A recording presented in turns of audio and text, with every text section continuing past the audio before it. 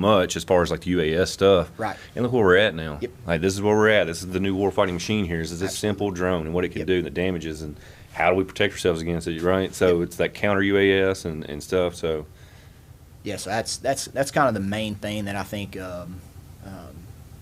going forward, if there's any MOBs or whatnot in the future, I think that's going forward, that's one thing you're going to have have a lot of guys spun up on and utilize are those drones and the counter UAS courses and things like that, because like you said, that's where this war is going. Right. And yeah.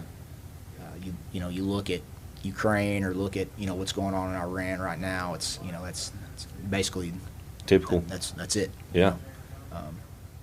But yeah, that's I don't know. Like I said, the training's ever evolving. Everything we're doing, and you start seeing it with whatever the equipment we're getting, and we've had episodes where we even talked about you got to sometimes use the equipment you got, and it ain't that we can complain about it. It's like you got to make it work, Right. survivability and stuff like that. But another big thing is making sure you're training, and if you're in that squad leader row or whatever, is make sure your Joes are tracking and everybody's on the same sheet of music. They're lethal with their weapon. They're good at comms and some of those small things. They come in big, that hip pocket training. Right. Everybody used to call it and think it was just covering white space. It's not covering white space.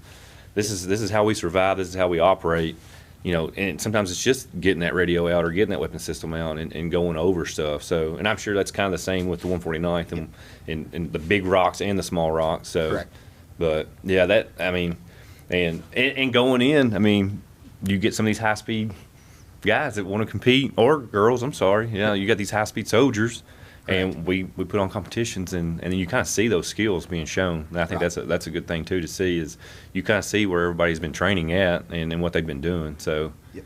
that's very cool. So let's do this. We'll go to another break, but when we come back, we're going to jump into the best warrior competition. Okay. We're going to kind of cover it. I want what's coming up for you for the Okay. regionals and some things that you went through in that week we did the best warrior competition down in Greenville. Okay. And we'll hit on events. We'll hit on the stuff that sucked, that kind of pushed you to your limit, and the things that maybe even your favorite thing, even if it did suck, that it was like, hey, we got through it. Sound good? Yep. All right, Roger we'll be that. back.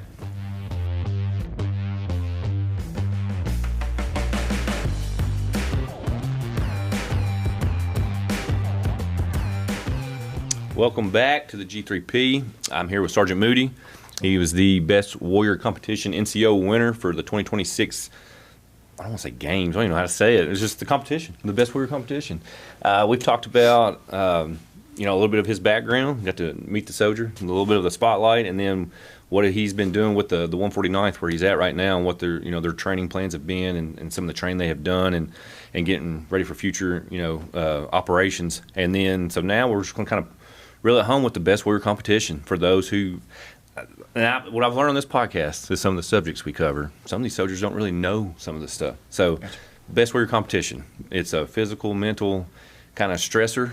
Right. It can push you to your limits on certain aspects. It could kind of really kind of humble you on certain aspects if you Correct. don't know, right? So you come into this competition really not knowing what to expect. Yep. Besides, hey, it can be anything military, Yep. right? So we had it in Wiffertech, or Wendell H. Ford, the regional training center in Greenville.